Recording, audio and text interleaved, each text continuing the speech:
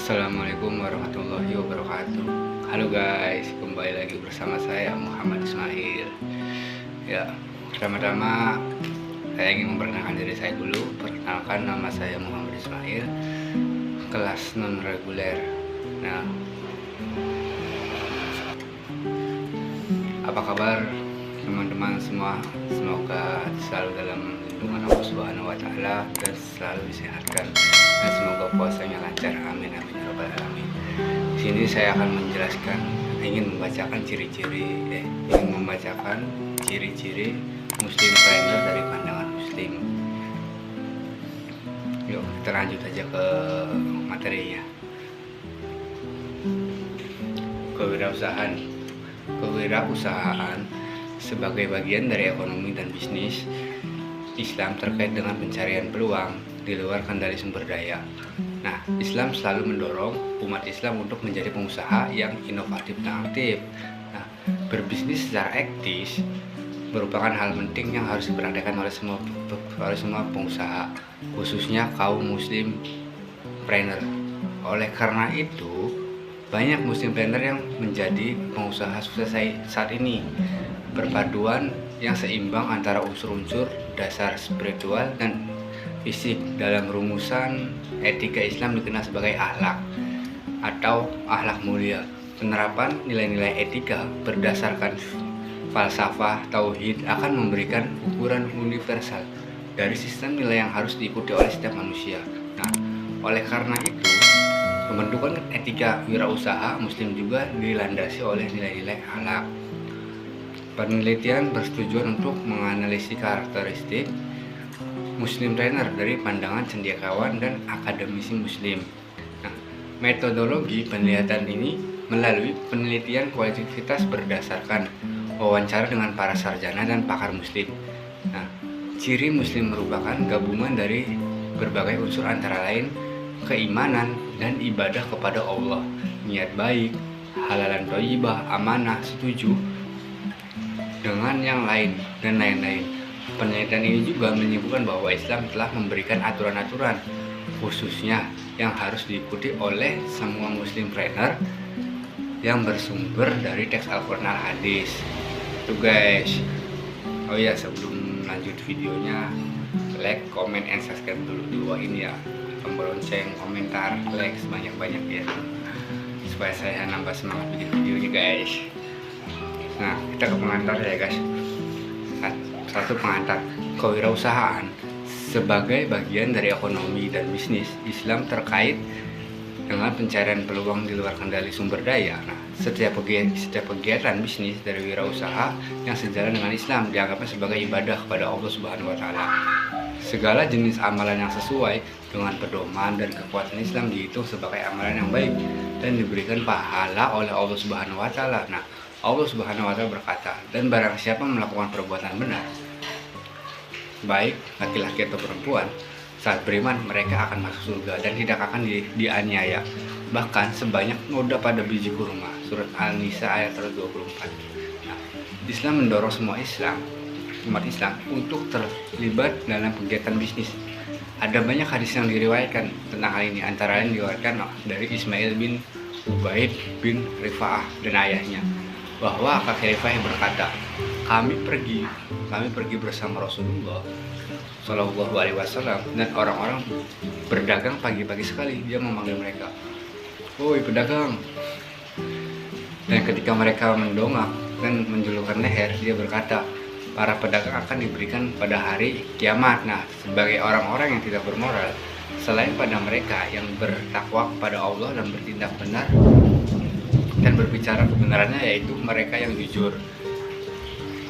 Nah, terus Sayyidina Abu Sa'id melaporkan bahwa Nabi Shallallahu Alaihi Wasallam berkata, pedagang terpercaya yang benar adalah dengan Nabi Shallallahu Alaihi Wasallam. Nah, orang-orang benar dan para syuhada pada hari kebangkitan. Nah, kegiatan usaha dan wirausaha harus dilakukan sesuai dengan pedoman yang telah ditetapkan dalam hukum syariah, seperti halnya kewajiban agama lain, ibadah dalam Islam. Nah, Secara umum terdapat beberapa kriteria yang telah ditetapkan sebagai pedoman untuk menjadikan setiap pekerjaan sebagai ibadah, seperti pekerjaan yang halal, niat yang ikhlas, mematuhi setiap pekerjaan, mematuhi syarat dalam pekerjaan, dan tidak mengabaikan ibadah khususnya kepada Allah.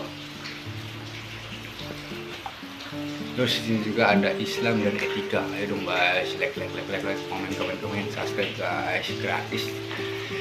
Islam dan etika. Nah, etika berasal dari kata Yunani. Itu ada jiwa khas suatu bangsa yang berkembang menjadi ECP di Prancis, etika Latin, dan etika dalam bahasa Inggris Judi Parsal 1999. Nah, etika meliputi karakter, perilaku, prinsip moral yang mempengaruhi perilaku dan nilai-nilai yang dipercaya oleh individu atau kelompok. Nah, Nores Baharom tahun 2000, banyak penulis mendirifikasi ketika sebagai seperangkat nilai, norma, dan landasan moral yang berkenaan dengan perilaku individu. Nah, dalam suatu kelompok sosial, hal ini kemungkinan mereka membedakan tindakan sebagai benar atau salah dan sebagai baik atau buruk. Nih guys, yang ketiga nih guys, Islam dan kewirausahaan, sama yang diajarkan oleh mata kuliah kewirausahaan Islam ya. Ada berbagai definisi yang dikemukakan dengan wirausaha. Nah, ini termasuk individu yang terlibat dalam suatu perusahaan atau bisnis baru. Nah, ini Nor Azah Kamri tahun 2009, mendirikan bisnis baru, siap menghadap semua resiko. Sarborhub dan Zimirer 2006, dan menentukan cara baru untuk menggunakan sumber daya secara optimal dan menciptakan lebih banyak kesempatan kerja. Itu Visper tahun 1980.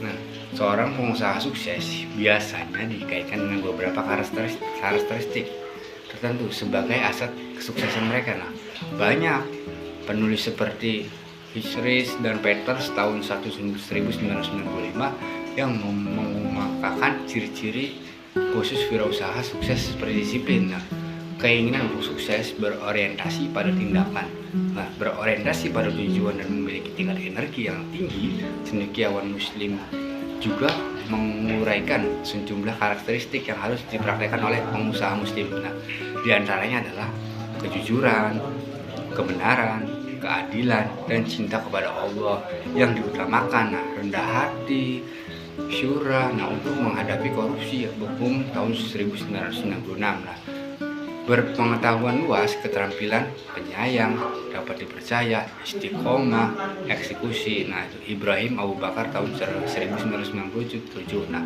itu kemurahan hati dan motivasi untuk membantu orang lain guys. Jadi itu guys, lanjut kita ke metodologi. Apa sih metodologi? Nah, itu tuh data yang digunakan untuk penelitian ini dikumpulkan melalui pendekatan kualitatif, serangkaian wawancara semi terstruktur dilakukan dengan cendekiawan dan akademisi Muslim untuk mendokumentasikan pandangan mereka terhadap karakteristik Muslimpreneur. Beberapa cendekiawan dan akademi Muslim telah dihubungi untuk mendapatkan persetujuan mereka dalam berpartisipasi dalam penelitian ini. Nah, penelitian ini dimiliki beberapa jumlah peserta dan serangkaian wawancara yang harus dilakukan. Nah, proses pengumpulan data akan dihentikan secara mencapai titik jenuh.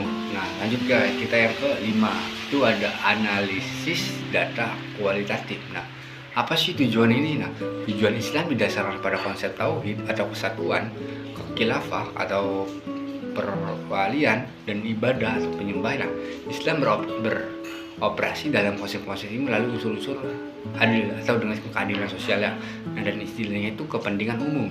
Konsep-konsep tersebut jika diterjemahkan menjadi nilai-nilai menunjukkan bahwa sistem Islam telah mengintegrasikan fakta dan nilai, kemudian melembagakan sistem pengetahuan yang didasarkan pada akuntabilitas dan tanggung jawab sosial guys. Nah, terus di sini juga ada etika, moral, dan akhlak. Nah, semua responden umumnya menjelaskan bahwa akhlak adalah tentang tingkah laku ya, sikap dan gerakan tubuh manusia dengan mengacu pada pendapat Imam Al-Ghazali. Nah, mereka menjelaskan hal itu. Akhlak pada dasarnya berasal dari hati, dideskripsi oleh tubuh manusia. Nah, atau Al-Jawari. Sumber akhlak Al-Quran. Sumber akhlak adalah Al-Quran dan Al-Sunnah, yang artinya adalah wahyu dari Allah Subhanahu wa Ta'ala. Nah, sedangkan etika dan moral keduanya sebenarnya berdasarkan pada masyarakat barat. Singkatnya, etika adalah prinsip nilai dan moralitas adalah praktik nilai. Lanjut, di sini juga ada etika bisnis dan etika bisnis Islam. Pembahasan etika bisnis Islam. Nah, sebenarnya sih mengacu pada teori akhlak dan konteks bisnis. Nah, bahkan lebih tepatnya disebut sebagai akhlak prinsip. Nah, Islam sebagai sistem kehidupan didasarkan pada prinsip-prinsip yang dinyatakan dalam Al-Quran dan As-Sunnah daripada teori-teori yang biasanya diperdebatkan. Lanjut guys. Nah, etika bisnis Islam dalam 4 fungsi bisnis. Nah, ciri-cirinya ya. Ciri-ciri Muslim planner dijabarkan secara rinci berdasarkan tindakan dalam mengenai kegiatan usahanya. Nah, intinya, para responden sepakat bahwa praktek etika bisnis Islam ini kalangan pengusaha dapat dilihat secara jelas melalui pengamatan cara mereka menjalankan bisnis dalam 4 fungsi bisnis. Nah, itu guys. Lanjut guys. Ayo dong, like, subscribe dulu nih di bawah.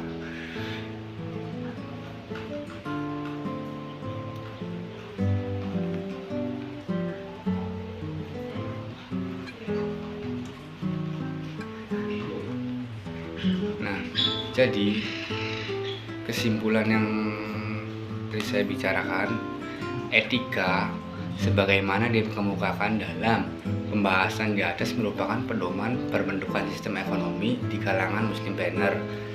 Nah, kode etik Islam atau multidimensi yang awalnya jauh dari komprehensif, kerangka etika Islam berulang kali ditentukan di seluruh Al-Quran dan hadis, dan mencakup semua bidang kehidupan termasuk urusan dan kewajiban keuangan bisnis. Kode dasar perilaku moral seperti kejujuran, kepercayaan, kemurahan hati dan kemurahan hati, kepatuhan pada komitmen dan kontrak bisnis. Nah, berlaku adil terhadap pekerja, penghindaran praktik jahat, memberikan latar belakang umum etika bisnis Islam. Nah, penerapan etika bisnis Islam di kalangan Muslim barat membuat mereka terlihat berbeda dibandingkan dengan pengusahaan Muslim lainnya. Nah, etika bisnis Islam ini sebagai bagian dan ibadah kepada Allah Subhanahu wa Ta'ala akan melahirkan Muslim planner yang ikhlas, jujur, dan beriman. Ini akan memungkinkan mereka untuk berpikir dan bertindak semata-mata demi Allah. Nah, tujuan dalam etika Islam adalah untuk mempercayai takwa, budi pekerti melalui pengalaman agama, dan kebijakan moral yang semuanya dilandasi rasa benar dan salah yang diberikan sebagai amanah kepada umat Islam guys. Jadi mungkin itu saja yang dapat saya sampaikan. Mungkin apabila ada salah kata atau tersinggung, saya mohon maaf guys. Jangan lupa like, comment, and subscribe dulu ya guys. Semangat. See you.